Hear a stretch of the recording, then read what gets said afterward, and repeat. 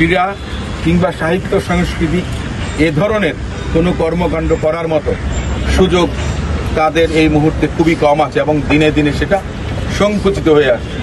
সমস্ত সমাজ ব্যবস্থার যদি পরিবর্তন না হয়, অবকাঠামোগত পরিবর্তন যদি আমাদের বাংলাদেশে সংস্কার করা না হয়, তাহলে কিন্তু এই নেশার হাত থেকে আগামীতে আমরা একটা ধ্বংসপ্রাপ্ত যুব সমাজ পাব।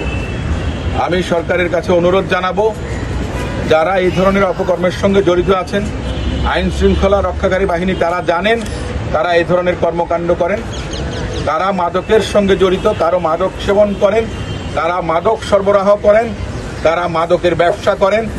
এর সঙ্গে আইন শৃঙ্খলা রক্ষাকারী বাহিনী অনেক সদস্যরাও দেখা গেছে আপনার জড়িত হয়ে পড়েন।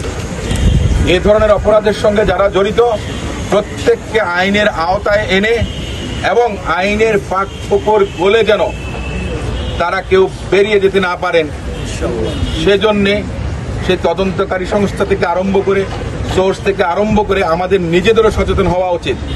আপনারা যদি এরকম জানেন যে কারা এর সঙ্গে জড়িত, আপনারা গোপনে, আমি মনে করি যে সরকারের একটা সেল খোলা উচিত, যেখানে আপনারা তথ্য সরবরাহ করবেন, তাদের পরিচয় গোপন রাখা হবে। কারণ মাদকের সঙ্গে যারা জড়িত তারা তাদের ব্যবসায় যখন আঘাত আসে, বাধাগ্রস্ত হয়, তখন তারা কিন্তু মাদকের যে একটা ব্যবসা তাদের বা অপরাধ মাদক সংক্রান্ত, ঠিক অন্যান্য অপরাধের সঙ্গেও তারা কিন্তু জড়িত হয়ে পড়ে।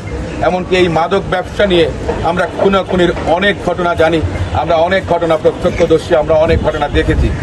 আমরা চাই আমাদের এই যুব সমাজ, তরুণ সমাজকে রক্ষা করার জন্য সমাজের প্রত্যেকের দায়িত্ব আছে, মা বাবাদেরও দায়িত্ব আছে। তাদের ছেলে মেয়েরা যখন স্কুলে যান, তাদের সঙ্গে মেলামেশা করছেন, কোথায় যাচ্ছেন, এই সমস্ত কিছুই কিন্তু আমাদের প্রত্যেকের যার যার অবস্থান থেকে দায়িত্ব আছে। এবং এই দায়িত্ববোধটার পরিচয় আমরা যদি সচেতনভাবে দিতে পারি, তাহলে আমার মনে হয় আমরা কিছুটা হলেও এই করাল গ্রাস থেকে, এই মরণ থাবা থেকে আমরা কিছুটা হলেও মুক্ত হতে পারবো। একটা দলীয় সরকার যদি থাকে দেশে, জনগণের সরকার যদি থাকে, তখন আইন শৃঙ্খলা রক্ষাকারী বাহিনী একটা অ্যাকাউন্টেবিলিটির মধ্যে থাকে। কারণ জনগণের কাছে রাজনৈতিক সরকার কিংবা নির্বাচিত সরকারকে জবাবদিহিতা করতে হয়, কিন্তু অন্তর্বর্তীকালীন সরকার যখন থাকে তখন কারো কাছে জবাবদিহিতা থাকে না।